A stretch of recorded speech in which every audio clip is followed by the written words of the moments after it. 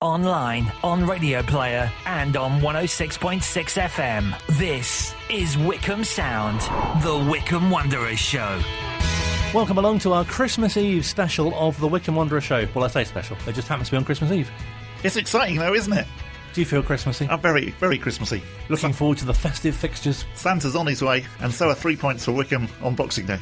Fingers crossed. That's quite catchy. Oh yeah, yeah. We could turn it in. Next year we could do the Christmas single, the Wycombe Wanderers Show Christmas single. Yeah, we got Santa's on his way. Got a year to plan that. Yes.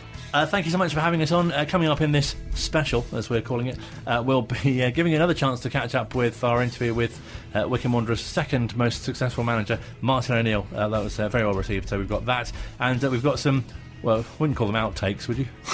No, lowlights, I think was how I described them. Bits that didn't quite go as planned, mainly featuring me or Wycombe Wanderers players and staff. Also, we'll be hearing from Pete Couhig on what was at the time going into Tier 3, but now, of course, we've been promoted to Tier 4. Yes, or relegated, depending on which way you want to look at it, really. So we'll look back at the QPR game, look ahead to Bristol City this evening as well. Plus, I must say congratulations to Ryan Comley from Amersham, who is our winner of last week's competition. We teamed up with Claude Bernard, who is the official Wycombe Wanderers watch supplier, and we asked you to tell us what was the time, Clever. Yes, it was Wycombe Wanderers' first championship goal. Sounds like somebody who'd have like a Bosman sort of transfer, wouldn't he? Claude Bernard, he signed for Wycombe on a free. The answer was 9 minutes, incidentally, with the question, of course, being the first time of the first championship goal. Scott Cashket scoring it after 9 minutes in our game against Millwall. What a fantastic occasion, and great to be there as well. It was very good, and it was so just a relief that actually A, we scored a goal, and B, that we scored the goal, because there was definitely a bit of talk around that you know how this season's going to go. We're going to score an own goal as our first goal, but no, it was Scott Cashket. Wasn't exactly the nicest goal you'll ever see, but they all count. Talking of goals, got a goal on Saturday. We did, yes. And it's Mehmeti stepping up right towards the end of our game against QPR, and I was just beginning to actually think, I can't quite see us scoring this half. And throughout the season, I keep tweeting things, and normally the wrong way round. So normally I will tweet saying, "Wow, lots of Wycombe pressure, looking really hopeful. You can see the goal coming," and then we go 2-0 down. Well, on Saturday it was completely the other way around. I was in mid-type of saying I can't really see where the goal's coming from this afternoon, and then Anis Mehmeti stepped up and equalised. Because you must have gone into that game. We've spoken before about thinking that QPR are not in a great run. They're one of those teams that we can really... I'm doing the same strange hand signal. They're one of those... It works well on radio. Looks like a very small melon I'm holding. I don't know why. They're one of those teams that you think, we can get something against them. I mean, I think also that is actually the importance to our survival, is that really the game on Saturday was a 6-pointer, in that I think QPR will be one of those teams in and around, as they say, Wycombe Wanderers at the end of the season. And it's vital that actually those are games that we get points out of, because clearly if we get the 3 points and QPR don't, that makes a big difference. It's all well and good getting draws against the big teams, say the Watfords. We were so close against Norwich, we were so close against Bournemouth at getting points, but actually it's the teams in and around us down at the bottom that those are the games that we really need to win, particularly now in the second half of the season. And so it was good that at least we managed to get a draw against QPR. Shame that we didn't get a win.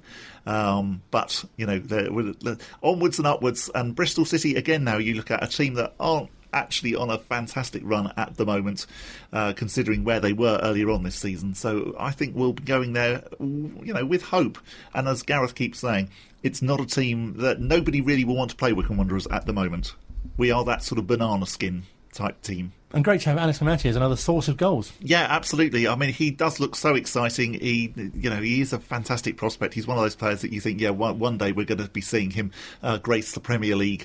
Brilliant that he's at Wycombe. Really, really well done to Gareth and all the team for actually picking him up. Obviously, he was released by Norwich, came into our B team. Well, he hasn't, a bit like us being in Tier 3, he hasn't really stayed in the B team for very long, has he?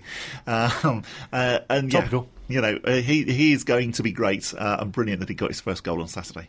And Bob spoke to Gareth after the game to find out a little more about the goal scorer and how he came to be at the club. He's come, he was released by Norwich. You've got to give credit to Bob Rickwood and Sam Grace who put the B team together. They saw Anis, they brought him in on trial. He shone. Oh, there's the stadium falling apart. No, don't worry, we're okay. he came in and he's impressed in the B team. But I also have to give some credit to Rob Couhig for having the foresight to start a B team and to start the structure that this club has been crying out for. We've had a fantastic academy going back 15 years before I was in charge. Jordan Ibe, Matty Phillips, Courtney House, players who are playing in the Premier League and Championship week in, week out now, and Jordan's money probably saved this club from going out of business at one stage. So that proves that there is this income from these youngsters. It's just getting the right youngsters in. So Rob has had the foresight to go, right, let's not just plough everything into the first team. Let's not try and plough everything just to survive, like mistakes so many clubs have made. Let's start this youngster sort of development squad, and Anis has become part of that. And believe me, I think Anis will probably pay for that tenfold, because he's going to be an asset for this club. It's brilliant to have him, and for him to score his first Championship goal is just phenomenal. Really proud of him. It's been coming. He scored some absolute bangers in training, just really proud of the young Albanian kid today. He's a great talent to have, and he's come up with the goods. We could have had a few more, I thought, a few good chances today, but unfortunately it just wasn't to be. It must be quite frustrating as well to be you, in the fact that the referee didn't give the handball, and that also we scored an own goal. Yet again, the opposition didn't really have to work very hard to get the ball in our net. Listen, I'll back every single one of my players, no matter. That's where we are at Wycombe, because I know they back me. The moment we start pointing fingers is the moment that it's gone wrong here, and we win and lose, we live and die together, and that's how it'll always be. Own goals for, referees' decisions, no matter what. All I can say is those boys are so together in that dressing room, you wouldn't believe it. I'm really proud of what we've got here at Wycombe Wanderers, and I'm looking forward to proving everyone wrong and staying in this Championship. And I think you could tell that it obviously was a handball, because Josh and I've never seen him look so cross. The worrying thing was we lost our heads as a team for 5 minutes, and I'm not surprised because it is blatant, but you've got to get your heads back in the game. Let me deal with the referee afterwards. But I was pleased that QPR didn't score their one free kick chance that they had when our heads were all over the place. Ryan Allsop's luckily was there, but unfortunate. It seems to have gone against us again today. It's what you get when you're at the bottom of the league, so let's get off that bottom of the league, boys, and might get some decisions going for us. And we've got Bristol City on Boxing Day, a team that started off very well, not quite so well recently.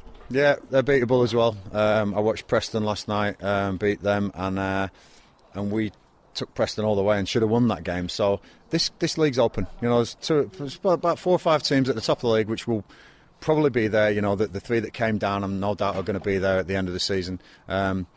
And maybe 1 or 2 others, but apart from that, I think we're in a pretty competitive position, and like I say, let's get above 3 teams and make sure that our fans can come here next season and watch Championship football, because at the moment it doesn't look like anyone's coming back soon. And finally, on that point, I know that there'll be a lot of depressed Chairboys fans today for the fact that they weren't allowed in also during the game. As possibly you're aware, we've now had the news that we're in Tier 4 from tomorrow, so even more restrictions. Have you got a Christmas message for the Wycombe fans? Thank you so much, right? Because you've given me a great Christmas year after year with your support. And I am to deliver your present in May, and that'll be Championship survival. Definitely look forward to that. It's not great as we go into the Christmas period, bottom of the table, but no. As Gareth says, it's still close. Anyone can beat anybody. Plenty of points to play for. It's a season of 2 halves. Yeah, all of those, but they're cliches really, because they're true. Yes, and you look at last season, and you look at Luton, and you look at Barnsley, who at this time looked completely gone, and people were saying, they'll definitely be in League One. You do start picking up those points, particularly, it shouldn't be the case, but particularly when you can sort of see that, if we win this game, it's going to make a massive difference to the end of the season. That's all well and good in I was going to say August, but obviously this year it was September.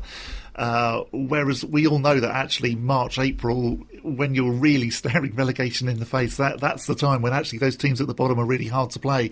And I think that will definitely be us. I know we've said it again, time and again on this programme, we've not been outclassed in any game other than the Blackburn game this season. We do look like a Championship side, albeit a Championship side down the bottom of the table, but we're certainly not in the role of, say, FA Cup giant killers every game. We are actually looking like we are now established in the Championship, and players like Scott Cashgett, really do look very, very comfortable. Jack Grimmer had a really good game on Saturday. Another one who looks comfortable at this level. I was wondering, because you've actually been to the games, but does it feel still, like, we've not really played that many Championship fixtures. Although it looks a bit, 20 seems quite a lot, doesn't it? It really does. It's a surprise to discover that we are now almost halfway through the fixtures, because the season doesn't seem to have lasted nearly as long as it normally would. I know it only started a month later, but yes, it's a sort of a surprise both ways. It's like, oh goodness me, we really have crammed those fixtures in, haven't we? The schedule, when you look at it, actually in the new year, it does get a little bit easier. It's not quite as, Tuesday, Wednesday night, then Saturday, then another Tuesday, Wednesday. So that's good. But I also think it's a little bit dangerous as well that we must realise, we are now halfway through the season. It really is time to start picking up the performances. Gareth has said to me a lot after the good performances, he said it again against Bournemouth on the Tuesday night, was that if we play like that, we're not going to go down.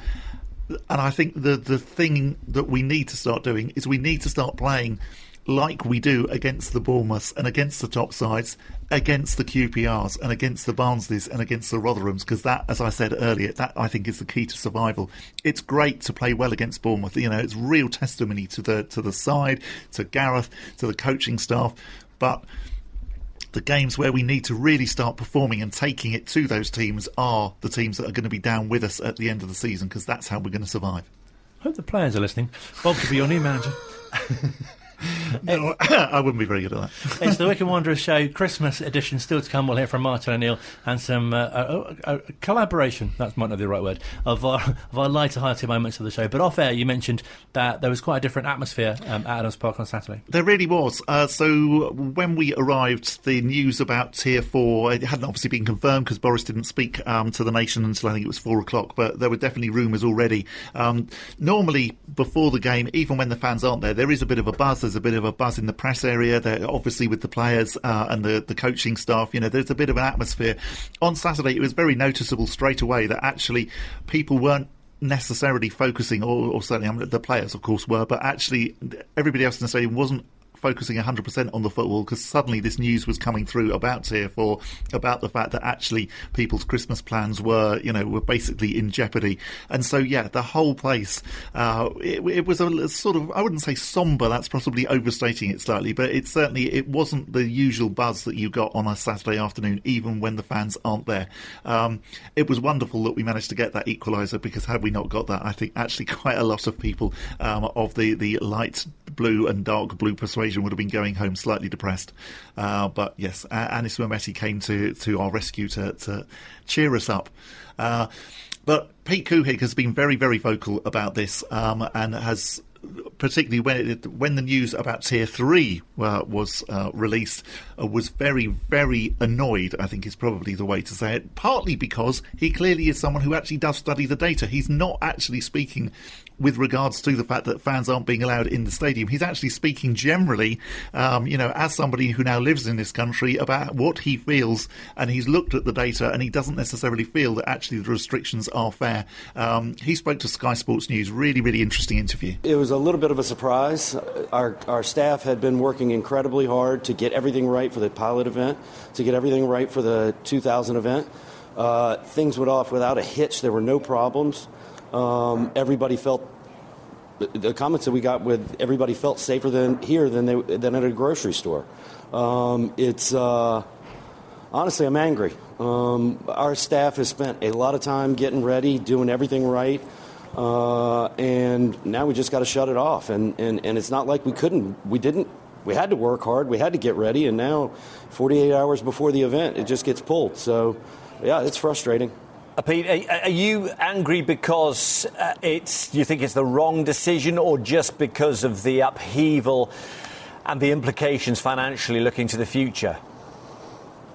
Both. I do think it's the wrong decision. Our MP, Steve Baker, was surprised as well, and I think it's because we're both stats nerds who actually look at underlying factors. I really thought at least South Bucks could escape it. There's obviously a couple of hot spots in Buckinghamshire that brought the numbers up. But, to be completely honest, when you look at the numbers of all the factors they're supposed to be considering, it's a shock. But you mentioned those underlying factors. I'm interested by that. So what are those factors that you think would have made this a different outcome had they been considered? I mean, without going into the details, I don't have it in front of me. I'm a stats nerd, so I don't like just coming up with them out of my mouth without looking at them. And it was yesterday. And I'm going to admit, I went out and got a pint last night before this entire town gets locked down.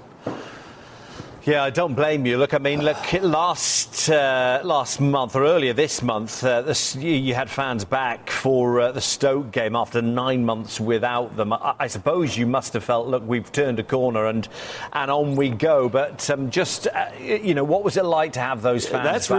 That's really what it is.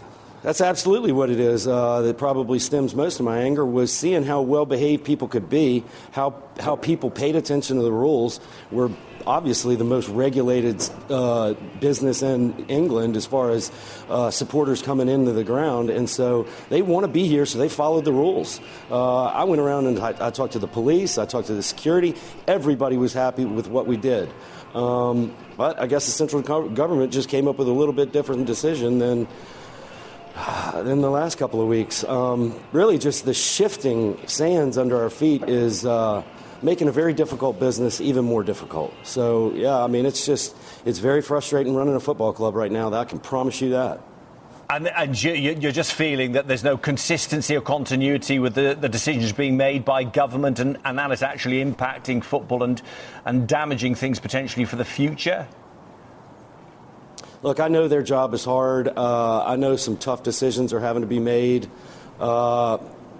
But they're not giving me a lot of confidence right now. And I hate to say that because I have a tremendous respect for how difficult governmental bodies are, regulatory bodies are. And I know these are crazy times. But if the definition of insanity is keeping doing the same thing over and over again, and the more data we have, the more understanding we have of this virus, it feels like some different approaches could be taken.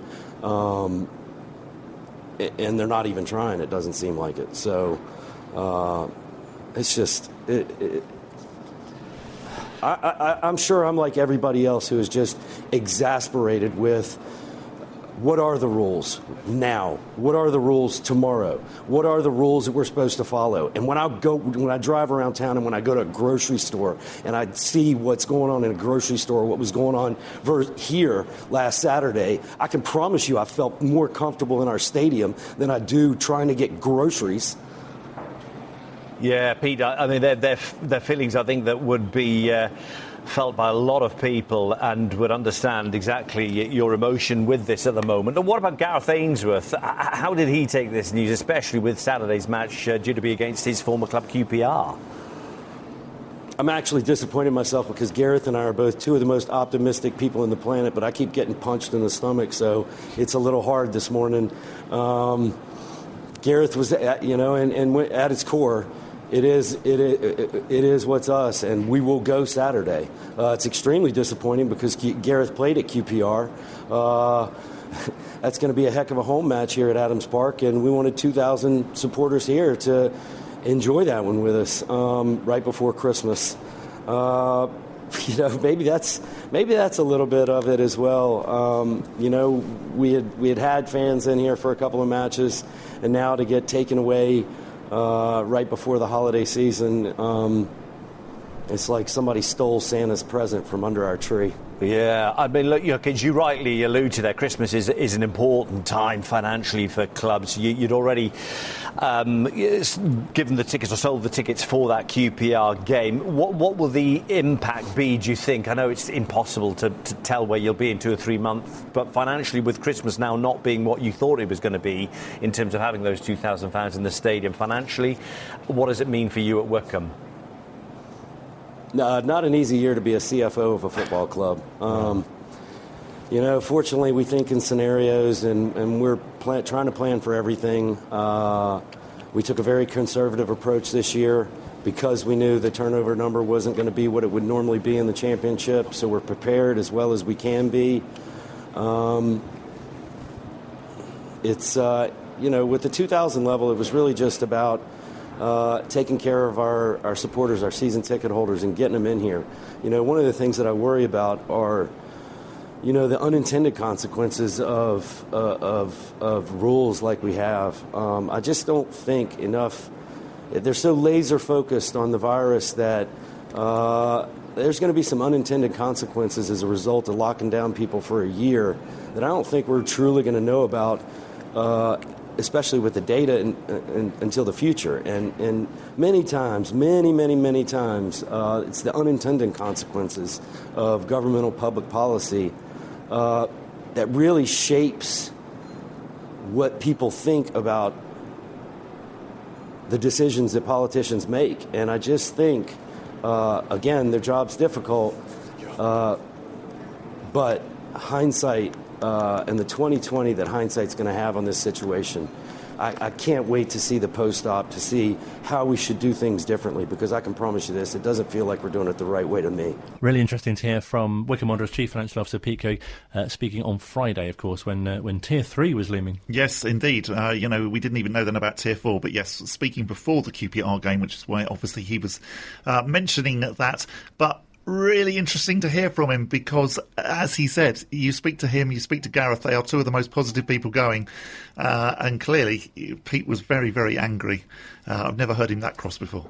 Still to come on the Christmas Eve edition of the Wycombe Wanderers Show. We'll give you another chance to hear our chat with Martin O'Neill, and also we'll look back on some lighter-hearted moments from the show. There have been some here at Wycombe Sound. Love music, love talk, love Wycombe Sound. Welcome back to the second part of the Wycombe Wanderers Show. Christmas Eve. Happy Christmas. Yeah, I see you say Happy Christmas, don't you? Yes, you can. That's yes. all right. You don't say Merry New Year, though. No. Which is strange, because actually that would be far more appropriate, the state that most people are in. Still to come on this special show, we'll look back at some lighter-hearted moments from the shows that we've done, including Bob's driving, some other interesting use of language as well. That's to come. But also, I must say a big thank you and happy Christmas to Alan Hutchinson and JDT, the Ex-Players Association, who've been fantastic with us in sorting us out with some brilliant interviews over the past few weeks. And thank you also to Matt Cecil and all at Wycombe Wanderers for giving us access, for allowing me to attend to the games during lockdown. We are very, very grateful for all that they have done. Time now, though, to play our favourite interview that we have done so far on the Wycombe Wanderers Show, when Colin spoke to none other than Martin O'Neill. We spoke to him just after a rather appropriate game against Nottingham Forest. Really appreciate your time. Thank you so much for speaking to us, and really timely that we speak to you in the week of Wycombe Wanderers played Nottingham Forest in the second tier of English football, something which I guess you couldn't have imagined 25 years ago when you were in charge at Adams Park, or perhaps that was something that you thought would be possible. Well, I think that naturally our ambition was to try and become a Football League team. Wycombe Wanderers, I went down there in the year 1990, and obviously they were a very strong Vauxhall Conference side at the time. But life was changing as it does. I think that the wonderful amateur record, Wycombe, and some terrific history as well too. The old Lokes Park Stadium, but things were changing. At the time, Ivor Beeks had become chairman, very, very ambitious, wanting to drive on. And Adams Park was being built at the time.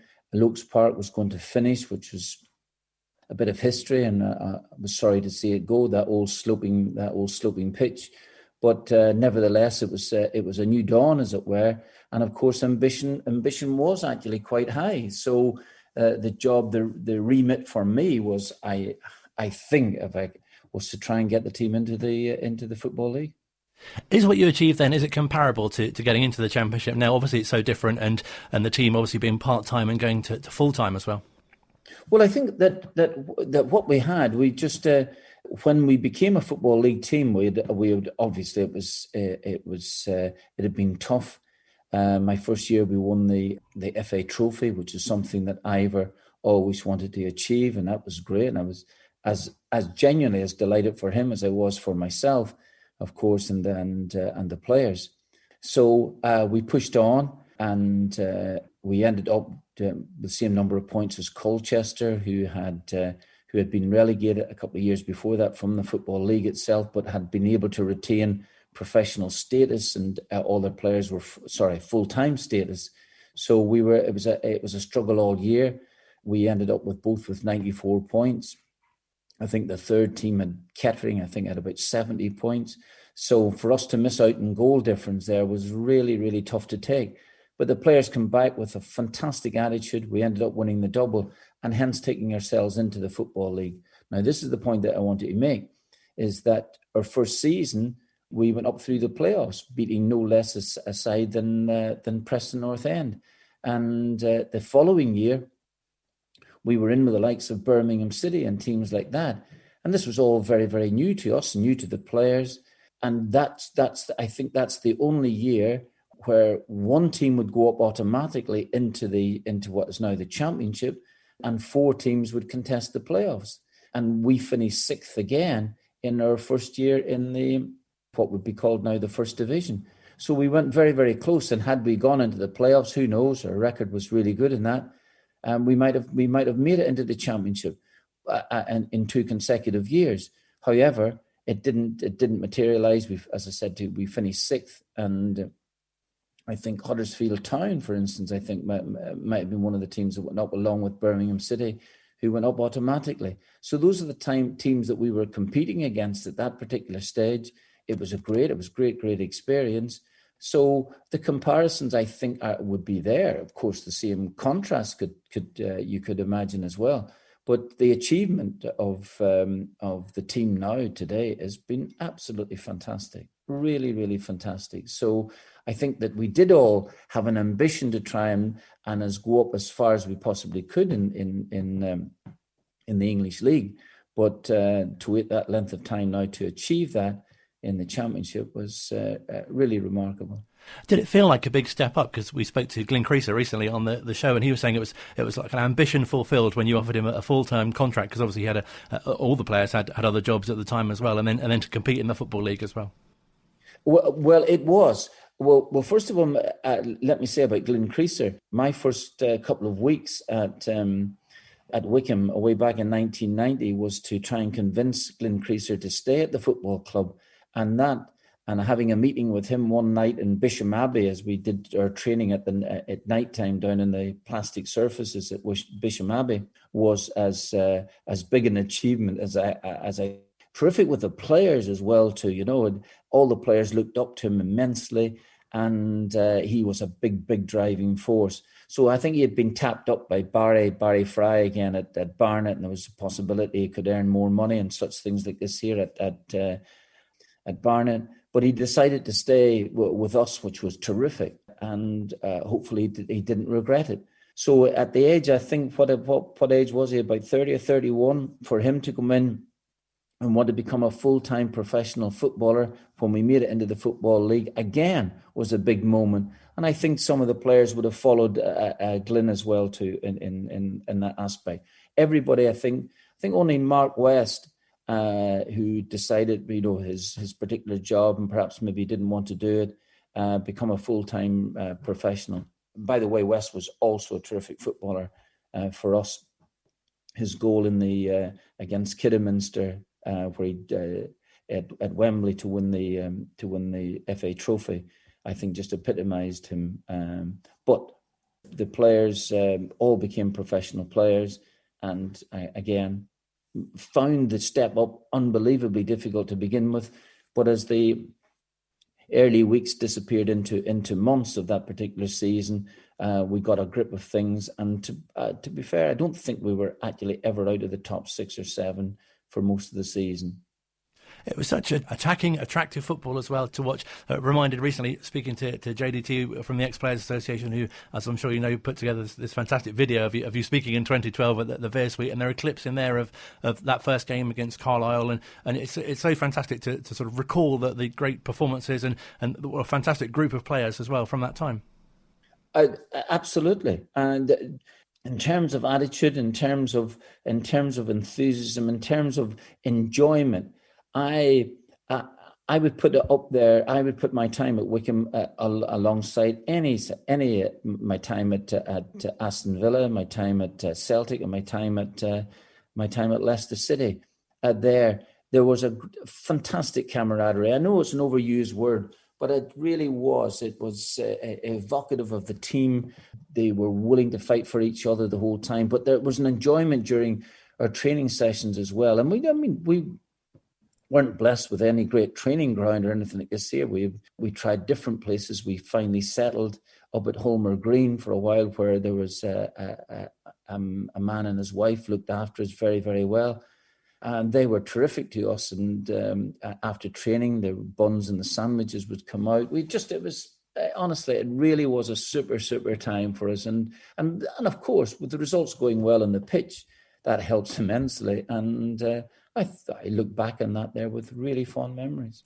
And so many positions as well where you think, oh, fantastic players, in goal, people like John Granville and Paul Hyde, a fantastically strong back line as well, people like Steve Guppy, Dave Carroll, they were all, fantastic to watch. Keith Scott, you mentioned Mark West as well, some fantastic players and really great sort of Saturday afternoon to spend watching the team. Oh, you've mentioned all of those players. All of those players played an enormous part in proceedings, absolutely. They were terrific footballers, and I think really underrated. And by that I mean when I went to Wycombe, first of all, we had Glyn Creaser, Matty Crosley, the Stevie Guppy, Andy Kerr, and the three back players that I'm talking about. I'm talking about Crosley, a super player, and Andy Kerr and Glyn Creaser. All were magnificent in the air, really, really magnificent. I thought to myself, well, I've got a real chance here because these players can head the ball. And I've been at Grantham, a couple of leagues below that there for a little while, and these players here at Wycombe were on a different level. So, unfortunately, or fortunately for me, I got the job because they'd been on a bit of a bad run, culminating in losing in the FA Trophy to the Metropolitan Police, and I think things got a bit scary for a while. But the players themselves, when I arrived down there, they just needed a bit of confidence building as much as anything else. Stevie Guppy goes on to play for England, and on one occasion, that's a remarkable achievement. Davy Carroll, players like this. Finally, during the summertime, Keith Ryan joined us. His cousin brought him to pre-season. Never looked back. Simon Stapleton. I can go through the whole team. They were just terrific footballers. And you must be so pleased with the support as well that increased the longer that you were there as well. So it's great atmospheres at Adams Park and away as well. And obviously you mentioned the FA Trophy final against Kidderminster. It just felt like the whole town had gone. And you turn up at the station, you see people that you live with or live near. There are people at the ground that you used to go to school with, and it was a really brilliant feeling to get behind the team and such a great day out. Oh, absolutely, yes, remarkable. I think it was the biggest crowd ever for an FA Trophy final. I think the Kidderminster game. I think there was either 35 or 37,000 people at the game, and we brought about 25,000 people. It was it really was fantastic for us, and for the fans to be there that particular day to enjoy it, for us to go on to win the game and achieve something at that stage. And of course, that became the springboard for the success that followed. So on a Saturday, I'd be sort of stood on the terrace amongst a group of people who'd be saying, Martin, give us a wave, Martin, and you would wave, and everyone would cheer. That'd be great. Is that something you're always pleased to do, or were there days when you thought, well, I don't really want to wave today? I'd rather focus on the game, to be honest. Oh no! I would rather had somebody shouting, "Martin, give us a wave," than tell Martin to go and stick the team somewhere else or something like that. But no, not at all. Absolutely not. It was great for the fans to actually to want to participate in it and to actually enjoy it. And for most of the times, we really did enjoy it. Of course, there are moments there where it didn't go so well for us. And one of the couple of fans behind me, I remember a gentleman once. It was really funny. An oldish man. He stood pretty close to where the teams come out, just to the right hand side, almost like a little enclosure in there. And I forget his name. We'll call him Fred at this moment. I'm sure he's long passed away. But we drew a game with Kidderminster at home, 2-2. It was really a very, very good game. And I think that's at that stage of the 21 home games, I think we'd taken about 57 points out of a possible 63, but we'd drawn this day. And as we walked past going, obviously disappointed, I think we conceded a late goal. I remember him saying to me, O'Neill, that's just not good enough. And I turned and I had a bit of a go at him. I said, what are you talking about, not good enough? That's just not good enough, for us. And I said to him, thinking because he was in that little enclosure, he might have had a free ticket. And I said, did you pay to get in here? And he said, of course I did. I said, well, you're entitled to criticise. You're fine. Absolutely. Because I thought if he'd had a freebie, he wouldn't have been entitled to give us that sort of criticism. But because he had actually paid his money, he could say what he wanted. And that was eventually didn't feel like a problem to me when I get into the dressing room. It's great to get the opportunity to obviously to speak to. I'm sure many fans, will have heard you speaking on TV and stuff like that. But we spoke to Glenn Creaser and Terry Evans as well, and said, what's it like to play under him? And Terry Evans made a great comment. He said, he can be very tough sometimes. He could ruin you with just a sentence, which I think is a fantastic. And we mentioned the video that's on YouTube with JDT, and there's a fantastic story you tell about one of your players who you told to get warmed up because you're bringing him off, which. Yeah, that was strangely enough, that was actually a very, very good player. That was John Hartson, and John Hartson was a terrific footballer, really, really great goal scorer inside the penalty area. But John was a wee bit lazy. He would always say to me, "My job is to score goals, and that's fine." So we didn't worry too much about him playing outside the penalty area. But when I went in there, he scored goals, and alongside Henrik Larsson and Chris Sutton, he formed a big part of Celtic's team. But he was rather lazy, and there was moments in the game where I wanted him to do a little bit more. And after about 15 or 20 minutes in one particular game, he actually hadn't touched the ball. And so I remember shouting over to him, it's almost in a joking fashion, it's saying to him, "John, get warmed up, you're coming off." And he didn't take it all that kindly either, believe it or not. And he was a big fellow as well too. So I didn't want to really face up to him at half time in the game. But you mentioned Terry Evans there. Terry was another player. I remember Jason Cousins, who was a great player for us. Jason I picked up on a free transfer from Brentford, and Jason was again integral part of the success that we had.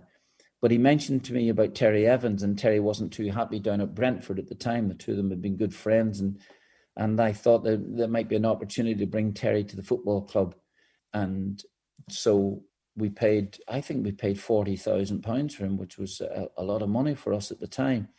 And Terry started off, first couple of games, because he hadn't played so regularly for Brentford in the previous couple of months, he didn't start off too cleverly for us, and really did play quite poorly for a couple of games.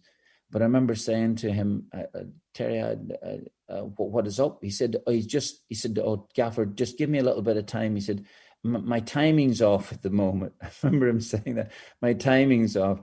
And I thought to myself, well, that's not just the only thing that's off at this minute. Everything else doesn't seem to be all that clever. But anyway, he pulled himself around. We stayed with him, and then, as I've often said, carried the team for about the next 18 months. He was absolutely super. Came in at a time as well too when Glenn Creaser had picked up a very serious injury himself. He was massive for us in every aspect of the word. Absolutely big character, big in the dressing room again, and great leader. You mentioned the achievement of getting into the Championship a short time ago. It must have been fantastic for you to be at the Rotherham game, the very first game in the Championship. You know what? It was a couple of things about that. One, delighted to be asked down. I got a text message from Gareth saying, "Would you be interested in coming to the game?" Absolutely.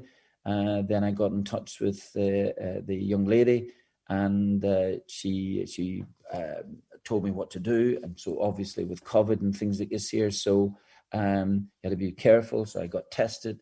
And then I went round the back of the stadium, which I hadn't been there for a long, long time, and up and took my seat up in on the big stand on the far side, which is really strange, really, because I was watching the game from a completely different perspective, in the fact that as a manager of the football club, I always walked out from the smaller stand now, as it were, from the maybe it's even called the main stand, but from the dressing room side. So to look at the stadium, to not only to look at the stadium, but to look at the pitch from the other side of the ground was really strange for a while. But anyway, the team itself fought remarkably hard. I thought to myself, well, I'll let everybody stay and have their own time to each other. The people were very welcoming to me on the far side, very welcoming indeed. And I left with just about a minute to go. And I got into the car and just switched on the news, just thinking, well, that's at least that's a draw. It's a point in the board. And to find out that Rotherham had scored the late equaliser, or scored the late winner in the game. And a massive disappointment. So, but overall, just to be down there for that game was again, a lovely experience for me. This is Wycombe Sound. Welcome back to the Christmas Eve edition of the Wycombe Wanderers Show. I hope you're enjoying our chat with Martin O'Neill. Still to come, some lighter parts of the show, including Bob's trip to Norwich. Which is funnier than I made it sound. Also, though, we're catching up with Martin O'Neill. Fantastic to have time to speak with him, getting his thoughts on how he thinks Wycombe will do in the Championship. He was actually at their first Championship game against Rotherham, which was fantastic as well.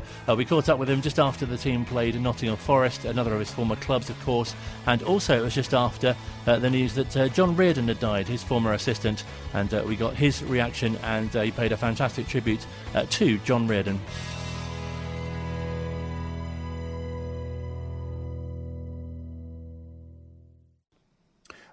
John, I'm so sad to hear the news. Really have. I know that he had problems in the last couple of years of his life. I think that Alzheimer's was afflicting him. But he was.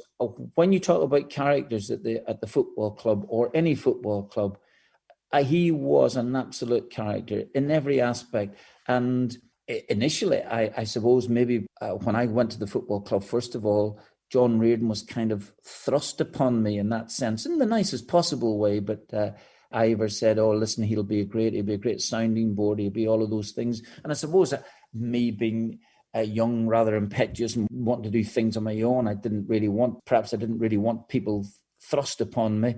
I'd rather me make the decisions. Well, I've got to tell you, after a while, I was absolutely delighted with him. Delighted to have his company. He was terrific. He was funny. He was strong character as well too, really strong. Didn't take nonsense from the players either, and would join in some of the games. And now John was, a reasonable age at the time. Join in the matches, take all the hits as well too from the players coming flying in at him, dust himself down and get on with things. And really, really as brave as a lion. So I saw all of those things remarkably up close that he possessed as a footballer. And of course, I mean, he had a good record himself as a manager, but he, to say that he was a sounding board would be doing him a disservice. He became a really, really good friend. I genuinely loved him dearly. I thought he was great for the football club, magnificent for the football club, and really great for me as well too. Really sorry to hear the news, genuinely. And what would be your message to Wycombe fans about their perhaps expectations in the Championship? Obviously, it was quite disappointing to go on such a losing run, but to get the first point, to get the first goal, to get the first win, it's been a real kind of. It feels like a corner's been turned. Well, if the fans had been allowed into the stadium, for a couple of these, certainly particularly some of the early games, I think that would definitely have helped, because the crowd would have been right with the team, and perhaps maybe that game against Rotherham, it could have turned the corner. In fact, perfectly honest, Wycombe could have won the game dead easily. But it was always going to be difficult this season, really difficult. The Championship is a step up, and it's a big step up as well too. And there was going to be enjoyment of the season regardless of results. But I just knew that every single game was going to be a difficult encounter for them. But there's going to be whatever Wycombe lack in certain things. You could never talk about their never say die spirit, which was epitomised, of course, at Wembley in the playoff final. So yeah, I don't think anybody was under any illusion at all that this was a difficult task ahead. But for them to get a couple of wins now, which has been really, really terrific, and it'll give them that sort of boost of confidence that every side needs in this league. Losing some games was almost inevitable. Well, it was inevitable. If they can win the requisite number of matches to keep them in this league for this season, I think that would be an enormous achievement. Well, it's been fantastic to speak to you. Really appreciate your time. Hope you and your family are staying well, and the lockdown's been kind to you. Have you been doing lots of Zoom calls, I imagine? I've been doing a few Zoom calls, yes, Colin, I have, and yet remarkably still finding it difficult to press the right buttons here. But I think that I'm the more I do, the more I'm getting used to it. Listen, just to cap it all, I had the time of my life as a manager of Wycombe Wanderers Football Club. And so had my family as well too. My wife and daughters look back in those days with really fond memories, genuinely fond memories. And my two daughters on the pitch at Wembley, carrying little flags, and after one of our victories was moments that we'll treasure forever. You mentioned that video. It must be so nice to sort of look back and, as you say, the opportunity to see your daughters on the pitch. And I know they went to school locally as well. And it must be really nice to kind of look back on that time. I do, of course, yeah. They haven't seen it yet. I've deliberately kept them away from it at the moment. But if we can, if lockdown improves and we can all get together again, they're obviously living their own lives at this moment. But if we can, if there was a break in proceedings and Christmas, if people can gather together at Christmas time, it would be nice to look at it. Absolutely. But wonderful days and as I say, lovely memory of it all. And I know, so many Wycombe supporters are so pleased and proud for you that, you've gone on to manage such great teams and have such success at, as you say, Leicester and Celtic and Villa as well. And obviously at international level as well. It's been fantastic to follow your career too. Well, some of these things may not have materialised at all had I not been given this opportunity. And there are lots of people down at Wycombe that I have to thank for that, naturally. Alan Parry for helping me getting an interview, even though it was a late stage and a decision had been made. But I think it was Kenny Swain. Kenny had been offered the job on the Sunday and turned it down on the Monday. And then I got the interview on the Tuesday with Ivor. And so Ivor took me on board. So a lot of the things you never know might not have materialised had I not got that opportunity. And but as I say, it was a wonderful 4 or 5 years of my life, and absolutely and utterly no regrets at all at any stage at all of that there. And I know that my family really loved those days, and I've really fond memories of the football club. Couldn't possibly feel any other way. Are you hoping for a return to the dugout soon? Oh, we'll have a look at that. Yes, COVID is determining a lot of in people's lives at this moment. Let's see what might materialise. I really appreciate your time. It's been fantastic to speak to you. Thank you so much. I really appreciate that. It's a pleasure, Colin. No problem. Thank you very much to Martin O'Neill, and thank you to you as well, Colin, because that was a great interview. I enjoyed it the first time. I enjoyed it even more the second time. And Marty, you could just listen to him all day. It's really nice to actually listen back, isn't it? It is. I think almost, could we come up with a virtual Martin O'Neill so that we could all have him, rather than the annoying Siri voice that I have? Couldn't we have like Martin O'Neill doing that instead? That would be excellent. Fantastic to speak to Sergio Torres. John Maskell was a favourite. Keith Scott and Glenn Creaser obviously were players that I sort of went to see early on in my Wycombe Wanderers viewing career. Oh, Glenn Creaser, he was a good one, that as well. He was the first. Yes. Yeah. But Len Worley, of course, fantastic names. We've got more great former players to come as well in the future, so make sure you keep listening for that. Another great aspect of the show, people have said that they like the elements of humour. Yes, which was an unintended consequence of the programme. Yeah, I didn't realise there was humour, to be honest. No. Well, I think that mainly comes from you, probably. I think you're the Eric Morecambe of the programme. I think you'll find, as you'll hear coming up, you're the source of much. Well, of yes, well that's what I mean though. It's it's more you laughing at me than the other way around, but that's fine. I'm quite happy with that. So we've got some. Well, that's a relief. Otherwise, the next few minutes can be quite painful. So there are many times in the show. That's it. I'm going. It's Christmas Eve, but I'm walking out. No, don't go. There are many moments. It's going to be like Den and Angie all over again.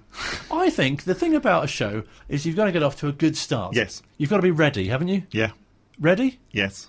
Here's Bob. Very ready. Good evening and welcome to the latest episode of the Wycombe Wanderers Show. See, I've officially stop counting now. Indeed, yes. Sorry, I was momentarily... We've started, by the way. I know. I'm sorry. I was momentarily distracted by the amount of goals that Brentford have already scored this season. It is a I was concern, looking isn't at it thinking, hang on, really? 17? It does sound a lot when you say it like I that. know, indeed. They've only played 11 games, and they're 11th as well. It's not like they're leading leading the league or anything. In case you've just tuned in, we can play Brentford next. Indeed, yes, absolutely. Sorry. I will be more on the ball for the next 58 minutes. Just been doing some on-air research for the game. Yes, not that we do our research right at the very last moment. No, we don't. Well, some of it we do. Such as looking up the number of goals that Brentford had scored. It's nice, isn't it? You've got to pay attention from the get-go, I think. Yeah, indeed. Sorry about that. I do feel bad. Although, arguably, there have been occasions where you've paid a little too much attention, even before the show's properly started. Yes, that's true. Well, it's a football show, so we're allowed to talk about other football-y things. And in football, Rangers are on course to top their Europa League group. They're leading 1-0 at Lech Poznan. Meanwhile, Arsenal are 2-1 up against Dundalk. That's the latest. I'm Laura Safe. Online, on Radio Player, and on 106.6 FM. This is Wycombe Sound, the Wycombe Wanderers Show. A very good evening. Welcome along to the latest edition, see I'll stop counting them, of the Wycombe Wanderers Show. Is it 14? I think it's 14. I think it is. Can I just say, I like the fact that the newsreader sounded really surprised that Arsenal are beating Dundalk. you think, well, they're a League of Ireland side. Really, Arsenal should be beating them. Thanks for that. Apologies if you're listening on the podcast, because that'll make no sense at all. Oh no, I've thrown Colin now as well. Yeah, no, so it's fine. I think it's fair enough for us to be commenting on football things as they happen during the show. Yeah, of course. I know it's the Wycombe Wanderers Show, but we can talk about other football things just in a minor way. off topic, as they say on email things. They do say that, don't they? They do, yes. So anyway, as you were saying, a very good evening, and yes, you have stopped counting the number of shows, which is good. Thank you.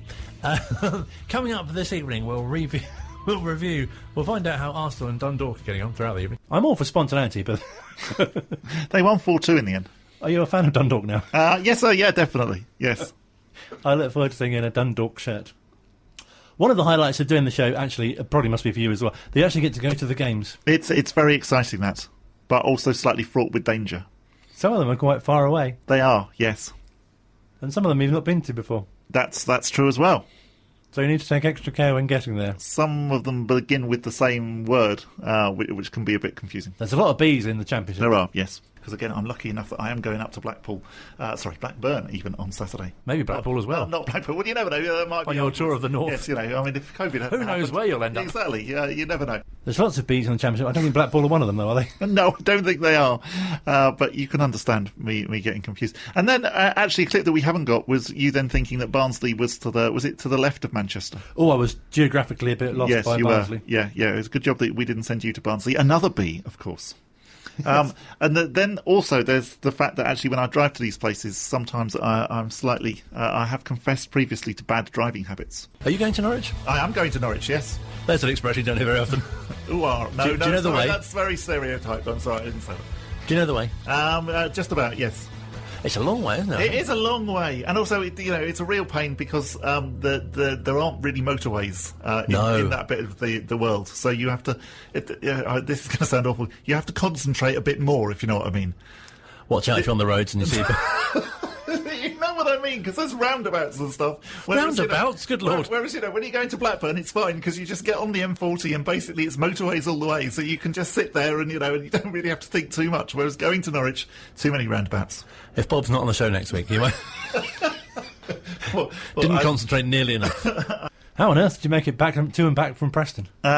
Just about. Yeah, all of the northwest ones, though it's a bit of a pain, they're fine. But yeah, Norwich is difficult to get to. Have you got a favourite place you've been to so far on your away travels? Ooh, I say favourite, must be hard to pick. Well, probably Birmingham, because obviously we won. So you know how it is, that actually the journey home always seems a lot shorter when you win.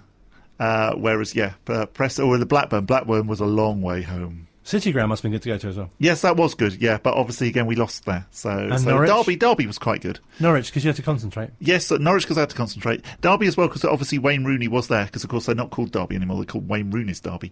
But that was a bit weird when he was then just hanging about at the end, being interviewed by, one Derby bloke, and there was just me and Phil Catchpole waiting for Gareth Ainsworth to come out. And, we were the only 5 people sort of like in the stadium. And it was just a bit like, this is one of those weird times. I didn't think that I'd be standing sort of like in a group of 5 people with Wayne Rooney. Social distancing, of course.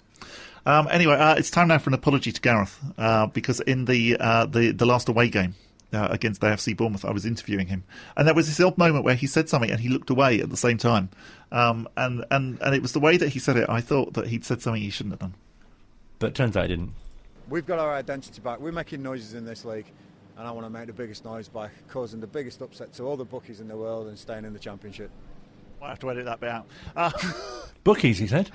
I don't quite know what I think he said. I don't think he thought he knew what he said. I'm trying to work out what I must have thought bookies were, but it was the way he sort of like turned away, which he doesn't normally do. And he said, bookies! And he said it in a quite a cross way as well. So I thought, oh dear, okay. But you're right to be on your guard after Indeed, Scott Cashket. I was going to say, yes, so this did come after the Birmingham City Scott Cashket incident. Scotty, how was that? It was fantastic. Yeah, very good to get the win, another win what we deserved. Watching the ball hit the net and then looking at the clock and thinking 90th minute, it was like, oh, about bloody time we got a bit like... Thank you for that, Scott. Good guest appearance from the lawnmower as well. Yes, yeah, we've had quite a lot of lawnmowers actually in the background. In this next clip, I think you can possibly hear Ryan Allsop was desperately trying to put off the people who were being interviewed. So this interview took place in the car park after the Derby game. And Ryan Allsop wasn't, for some reason, he wasn't then travelling back with the rest of the team. So he was in a car and kept hooting the horn. I don't think you actually hear the horn in this bit. I think it made an appearance in my Pete Couhig interview. But this is when Matt Bloomfield was inventing a new teammate. I know we cleared one off the line from their corner, but the big man took one on his chest and just went wide, and then Gareth McCleary's strike was unreal. He's been at the club a long time. It must be confusing too. It must be, yeah. You know, McCleary, McCarthy, Jason, Gareth. You can understand the problem.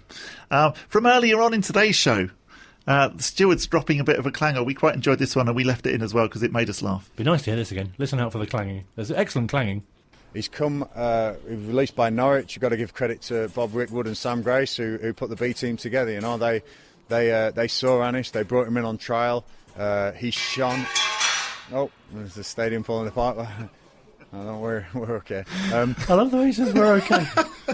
We're just carrying on with this interview. It was about they dropped it directly behind Gareth, so I could see that it was about to fall, and he clearly couldn't, and so it did give him a bit of a shock, and he did slightly jump in the air, which is why I think he then clarified that we're okay. But yeah, that was quite good. Of course, there was a point in the season where you didn't have Gareth to speak to after. No, that's very true. And actually, both Matt Cecil and Dobbo really, they got a little bit possibly carried away, actually, in giving us information we didn't need to know. First of all, this is the game where Gareth wasn't there, which was of course a surprise. So I caught up with Matt Cecil before the kick-off to ask him actually what was going on. I don't think there's anything in particular that's prompted it, but he's the wild thing, isn't he? He's had a rock and roll lifestyle, and that's maybe taken its toll as he approaches 50. So yeah, hopefully he's not listening to this bit. But yeah, no, he's good, and I'm sure he'll be leaping around on the touchline before long. Brilliant. Okay, so he wasn't lugging an amp or anything like that. Not that I'm aware of. It might be an embarrassing injury he doesn't want to tell anyone about. Then later, after the Nottingham Forest game, Dobbo revealed quite an interesting fact about Gareth and his wife Donna's relationship that I don't think we needed to know. He kicks every ball when he's standing on the touchline. I can't imagine what he must be like at home, particularly presumably when he's being told that he's not allowed to do those things at the moment. Yeah, I'm hoping Donna's tied him down at home and kept him still, because you're right. You know, he's headed so many balls, and he's kicked me twice last season. He's actually kicked me as he's trying to kick a pretend ball on the touchline and apologised a couple of times. So I'm going to have to start wearing shin pads on the touchline, I think, when he's back. Thanks for that, Dobbo. Yeah, that was an interesting image. And the final clip now, because you haven't really featured in any of these, but I wanted to finish on a very positive note. And one thing that we still haven't really discussed properly on this show is the fact that actually you read the football results across the whole like commercial radio network, which is quite exciting and quite a responsibility. And you always normally read them in your very best neutral voice. But I did feel that we could slightly detect a little grin when you read this particular one out. Wycombe Wanderers 1, Sheffield Wednesday 0. Definitely that was slightly more emphasising on the win than you would normally do.